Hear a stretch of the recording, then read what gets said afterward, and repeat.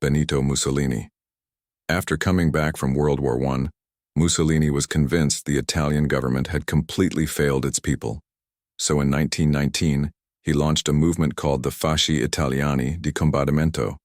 At the start, it was tiny, just around 200 members. Mussolini wasn't a fan of democracy. He pushed the idea that Italy needed to be ruled by a strong elite, not by the people. He dreamed of a society run almost like the military, strict and disciplined, and he had this concept called spazio vitale, living space, which meant Italy needed to expand into nearby lands if it wanted to survive and grow. He even pushed for colonizing Africa, claiming places like Libya and parts of Asia were a threat because of their growing populations. To him, Italy as so-called overpopulation wasn't really a problem. It was just an excuse to grab more territory. A lot of his supporters were veterans from the war. Many of them joined violent paramilitary groups known as the Blackshirts. These guys would roam the streets beating up leftists and protesters, and the police usually just looked the other way. By 1921, Mussolini transformed his movement into a full political party, the National Fascist Party, and he managed to get himself elected to parliament. But his big power move came a year later, in October 1922. Around 30,000 Blackshirts marched toward Rome demanding control. The prime minister at the time wanted to declare martial law, basically putting the military in charge of the country. But King Victor Emmanuel III refused. Instead, he handed Mussolini the reins, hoping he could stabilize things. That turned out to be a huge mistake. Once in power, Mussolini wasted no time. He legalized his fascist militia, weakened labor unions, and passed laws that mainly benefited the wealthy. In 1923, he introduced something called the Acerbo Law, which gave a massive edge in elections to any party that secured at least 25% of the vote. Because of that, Mussolini's alliance won the 1924 elections with a staggering 64%. But when a socialist politician named Giacomo Matteotti accused Mussolini's party of cheating, he was kidnapped and murdered. That killing shocked the nation. Opposition parties were outraged and walked out of parliament in protest. But Mussolini twisted the situation to his advantage. With no opposition left inside parliament, he tightened his control and dragged Italy into a full-blown dictatorship. Then, on January 3, 1925, Mussolini gave a speech where he claimed moral responsibility for Matteotti's murder. That speech made it crystal clear: democracy in Italy was dead, local governments were scrapped, rival political parties were banned, and the press was muzzled. Teachers had to swear loyalty to fascism, and journalists couldn't even write without government approval. On top of all that, a secret police force was created to crush anyone who dared to speak out. That was Mussolini's rise to power, how he turned Italy into a fascist dictatorship. Fidel Castro. Back in the late 1940s, a young Fidel Castro started getting involved in student protests. He was fired up against U.S. influence in Cuba, against corruption, and against the huge gap between rich and poor. Over time, he leaned into Marxist ideas and became convinced that capitalism itself was the root of Cuba's problems. But his real climb to power didn't start until Cuba's democracy collapsed. In 1952, Castro was running for office with the Orthodox Party.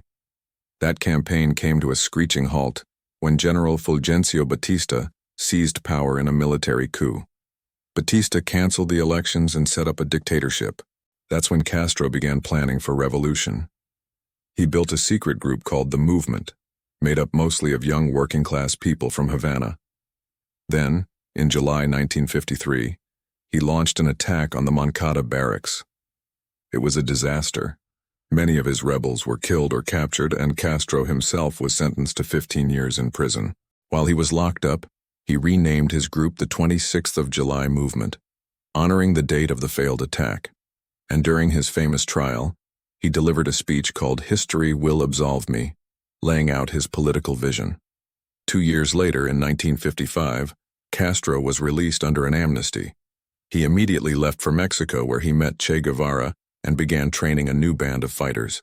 In December 1956, Castro, his brother Raúl Che, and about 80 others set sail for Cuba on a small boat called the Granma. The landing was a disaster. Most of them were killed. But Castro, Raúl, and Che managed to escape into the Sierra Maestra Mountains, where they launched a guerrilla war. Over the next 2 years, their numbers grew. Locals supported them, and they carried out small, targeted attacks that slowly weakened Batista's forces. Meanwhile, Batista's regime was losing what little support it had left. Censorship, corruption, and brutal crackdowns made him more hated by the day. By the end of 1958, Castro's rebels had control of major areas and had effectively split the country in two. Under growing U.S. pressure, and with his army falling apart, Batista fled Cuba on New Year's Eve. Just days later, in early January 1959, Castro rolled into Havana to a hero's welcome. He set up a provisional government, but before long he consolidated power, pushed aside rivals, and began steering the revolution toward socialism. By the end of that year, Fidel Castro wasn't just the leader of a movement anymore. He was the ruler of Cuba. That revolution was fought on land, but back in those days, some of the biggest power struggles were also happening at sea. Joseph Stalin. When the Bolsheviks took power in 1917, Stalin was already close to Lenin and one of the men he trusted most. Right away, Stalin backed Lenin's decisions to shut down opposition newspapers, to set up the Cheka, a secret police force, and to use state violence against anyone who resisted.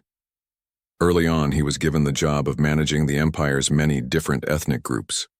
In that role, he oversaw Finland's independence and shaped how the new Soviet Union would deal with its minority regions. During the Russian Civil War, Stalin was sent out as a military commander in different battle zones. In the city of Tsaritsyn, later renamed Stalingrad, he ruled with an iron fist. He ignored orders, executed people he labeled enemies without trials, and even burned down villages to force people into following food policies. Some praised him as strong and decisive, but others, including Lenin himself, thought he was reckless and far too brutal. As Commissar for Nationalities, Stalin also worked to bring places like Georgia and Turkestan under Soviet control, though he often clashed bitterly with local leaders. Then, in 1922, Lenin handed him what looked like a routine position, General Secretary of the Communist Party. Stalin turned that job into a power base. Quietly, he placed his own allies in key positions until, before anyone realized it, he had built up enormous behind-the-scenes influence. Lenin began to worry about him, especially after Stalin insulted Lenin's wife in a heated argument. In his final writings, known as his Testament, Lenin described Stalin as too harsh, too crude, and unfit to be the leader. He even suggested Stalin should be removed from his position, but Stalin's allies buried that document. When it finally was shown to senior officials, Stalin offered to resign, but no one forced him to go. After Lenin's death in 1924, Stalin positioned himself as Lenin's most loyal follower. He took charge of the funeral, delivered speeches praising Lenin's ideas, and carefully crafted the beginnings of a cult of personality around himself. At the same time, he was maneuvering against rivals. Most people expected Leon Trotsky to succeed Lenin. Stalin outflanked him by teaming up with other senior party figures like Kamenev and Zinoviev. But once Trotsky was pushed aside, Stalin turned on those allies too. By the late 1920s, Trotsky was stripped of power, forced into exile, and eventually expelled from the country. Kamenev and Zinoviev were also sidelined, losing all their influence. By then, Stalin's loyalists had full control of the Communist Party and the government. Cities were renamed in his honor, and he reshaped Lenin's ideas to serve his own purposes. That's how Stalin, once seen as just another party functionary, rose to dominate the Soviet Union. Pol Pot. Back in the 1950s, while studying in Paris, he got pulled into radical politics. When he returned to Cambodia, the country was already in chaos. Prince Sihanouk had shut down elections, dissolved parliament, and the nation was caught up in civil war during the larger First Indochina War. Pol Pot linked up with the Vietnamese-led Khmer Viet Minh rebels in the jungle, where he learned guerrilla warfare under their command. When Cambodia gained independence in 1953, the Vietnamese pulled out, but Pol Pot stayed behind, hoping to build a communist movement of his own. He worked as a teacher in Phnom Penh, the capital. all while secretly helping to organize Cambodia's underground Communist Party. After the 1955 elections, which most people saw as completely rigged, Prince Sihanouk's party cemented full control. From that point, any hope of peaceful political change was gone. By the early 1960s, the government cracked down harder on dissent. When Pol Pot's mentor was killed, he rose to lead the underground Communist Party, which was still heavily influenced by Vietnam. He moved back into the jungle, determined to launch a Cambodian-led revolution. Inspired by Mao Zedong's ideas, he shifted his focus away from city workers and put rural peasants at the center of his movement. By 1968, his group, the Khmer Rouge, launched a full guerrilla war. At first they were small, but as government violence escalated, more and more peasants joined. Then, in 1970, a coup overthrew Sihanouk. Pol Pot made a calculated move. He allied himself with the exiled king. Many Cambodians who were loyal to Sihanouk, not communism, suddenly threw their support behind the Khmer Rouge. At the same time, the U.S. began bombing Cambodia in an effort to target North Vietnamese forces. But thousands of Cambodian civilians were killed, and that drove even more people to Pol Pot's side. Vietnam offered military support, but Pol Pot insisted that Cambodians should lead their own revolution. By 1972, the relationship between the Khmer Rouge and their Vietnamese allies started to sour. Pol Pot's faction began seeing Vietnam less as a partner and more as a threat. They even accused them of plotting to dominate Cambodia. Soon, Khmer Rouge fighters were executing their own members who had lived in North Vietnam or were viewed as being too sympathetic to them. By then, Pol Pot had taken absolute control. He enforced strict discipline and rolled out radical, peasant-focused policies in the areas under his command. The Vietnamese gradually pulled back, and the Khmer Rouge grew into the most powerful anti-government force in the country. In their territories, villagers were forced to give up private land and move into collective farms. Many hated it. Some even killed their own livestock rather than surrender it to the state. Around 60,000 people fled Khmer Rouge zones just to escape the policies. Then, in 1975, as the U.S.-backed regime of Lon Nol collapsed, Pol Pot's forces stormed into Phnom Penh. Within days, they forced more than 2 million people, including hospital patients, out of the city. The excuse was that it was for their protection from bombings. But in reality, the goal was far darker: to wipe out urban life, destroy capitalism, and tighten their grip over every aspect of Cambodia. Mao Zedong. After the alliance between the Chinese Communists and the Nationalists fell apart in 1927, Mao Zedong and a military commander named Zhu Dai retreated to the countryside. Out there, they turned to guerrilla warfare and started building support among poor rural peasants. Now, at that time, the communist leadership, mostly based in the cities and heavily influenced by the Soviet Union, thought this rural strategy was just a temporary move.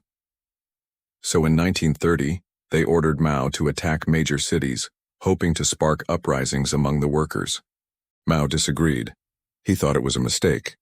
And after losing countless troops in those failed campaigns, he went against orders and returned to the countryside. By 1931, the communists had set up their own government in southern China, known as the Jiangxi Soviet, with Mao at the helm. The Red Army expanded quickly, even managing to defeat several nationalist offensives. But in 1934, facing heavy losses against stronger nationalist forces, Mao and his troops had no choice but to escape. That retreat became known as the Long March, a grueling, year-long journey across China. It was brutal, but it turned into the moment that really solidified Mao's reputation. By 1935, at a crucial meeting in Zunyi, he emerged as the unofficial leader of the Communist Party. Not long after, in 1937, Japan invaded China. So the communists and the nationalists, sworn enemies, set aside their differences, at least for a while, to fight against the Japanese. During that war, Mao relied on guerrilla tactics and won huge support from peasants by tying patriotic resistance with promises of land reform. At the same time, he consolidated power inside the Communist Party through political campaigns, like the Rectification Campaign of 1942 and 1943, which eliminated rivals and spread his own ideology. By 1943, Mao was officially chairman of the party. And when World War II ended, civil war in China broke out again. The Soviets advised Mao to compromise with the nationalists, but he refused. His forces, experienced in guerrilla warfare and backed by millions of rural Chinese, kept advancing. By 1949, they captured Nanjing. And on October 1st of that year, Mao stood in Beijing and announced the founding of the People's Republic of China.